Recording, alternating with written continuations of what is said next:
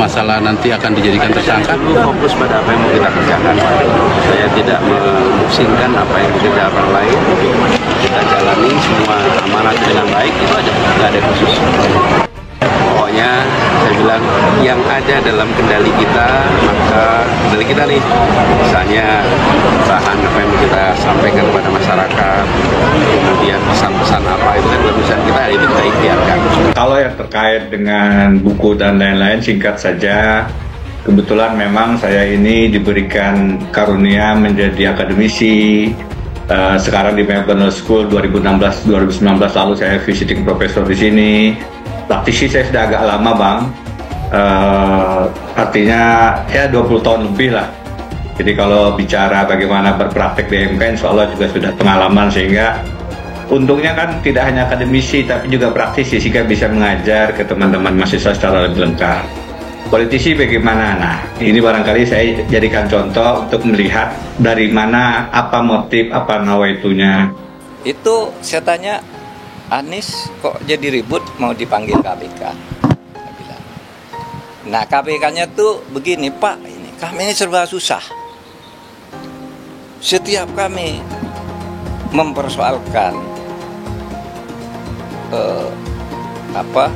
dana formula dan sebagainya, lalu dituduh mempolitisi, mau menjegal Anies, padahal tidak ada urusannya ini dengan Anies. Ini temuan BPK, gitu loh.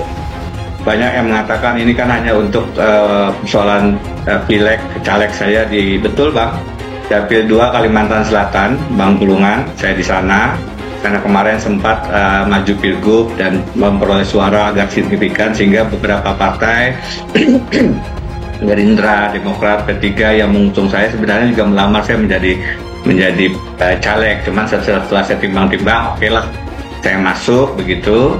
Kalau masalah motif, yang ambillah contoh yang di MK kemarin ya. Justru kalau saya memikirkan motif politik pribadi, Bang Pulungan, pemirsa, maka saya tidak akan mengadvokasi MK memutuskan sistem proporsional terbuka. Tapi hal yang di luar kendali kita, maka kita berdoa mohon pertolongan, mohon perlindungan, itu aja. Dengan apa yang saya sampaikan itu kan maksudnya MK jangan tertutup loh. Bisa ada krisis konstitusi loh, bisa ada penundaan pemilu loh. Saya mendukung proporsional terbuka. Padahal secara politik pribadi akan lebih diuntungkan kalau MK memutuskan sistem tertutup. Kenapa? Karena saya dapat nomor urut caleg nomor 1. Dan untuk orang yang tidak punya banyak logistik semacam saya, nomor urut 1 itu lebih cocok, lebih mungkin menang dengan sistem tertutup. Kenapa tetap saya dorong advokasi publik sistem terbuka? Karena saya ingin pemilu kita itu sesuai aspirasi masyarakat. Pemilu kita tetap jujur dan adil. Menurut survei indikator, 80% pemilih ingin sistem proporsional terbuka. Menurut real politik, 8 dari 9 partai di DPR juga ingin sistem proporsional terbuka kecuali PDI Perjuangan. Ketiga, Partai Abang Pulungan juga ingin sistem proporsional terbuka. Jadi kita mendorong ke arah sana. Begitu juga dengan ini, saya ingin tidak ada penjegalan, pembegalan partai yang akan mengganggu kejujuran, prinsip konstitusi kejujuran dan keadilan pemilu.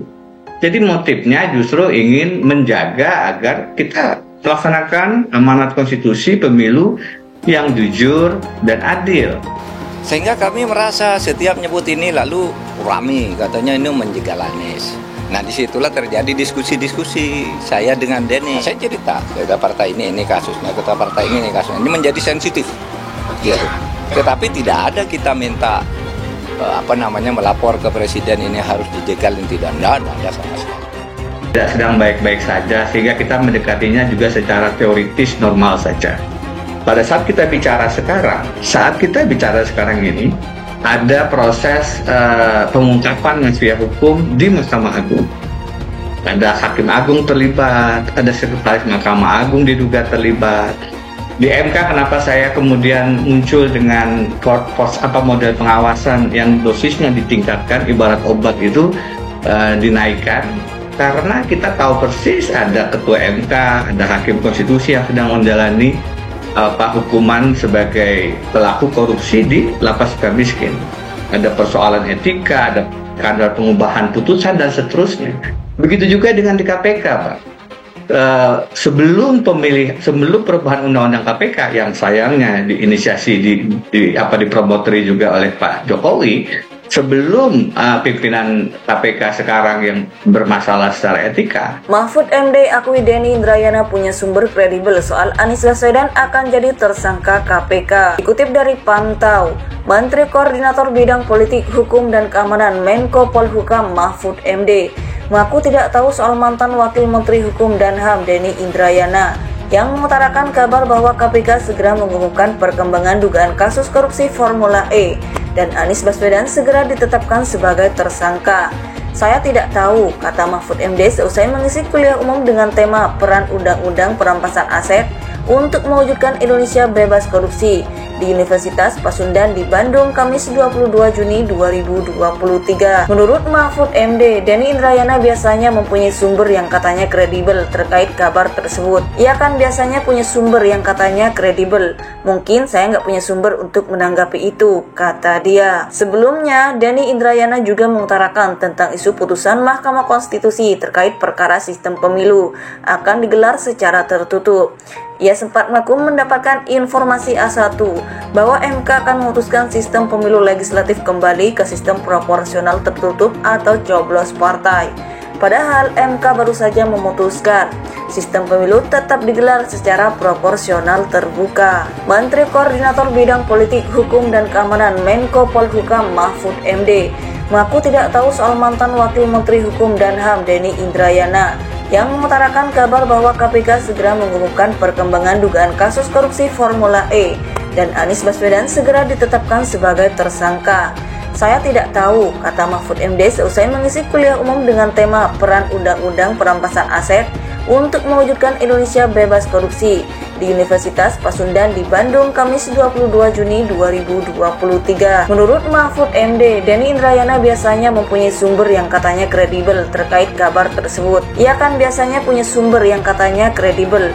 Mungkin saya nggak punya sumber untuk menanggapi itu, kata dia. Sebelumnya, Denny Indrayana juga mengutarakan tentang isu putusan Mahkamah Konstitusi terkait perkara sistem pemilu akan digelar secara tertutup. Ia sempat mengaku mendapatkan informasi A1 bahwa MK akan memutuskan sistem pemilu legislatif kembali ke sistem proporsional tertutup atau coblos partai. Padahal MK baru saja memutuskan sistem pemilu tetap digelar secara proporsional terbuka. Menurut Mahfud MD, Denny Indrayana biasanya mempunyai sumber yang katanya kredibel terkait kabar tersebut. Ia kan biasanya punya sumber yang katanya kredibel. Mungkin saya nggak punya sumber untuk menanggapi itu, kata dia.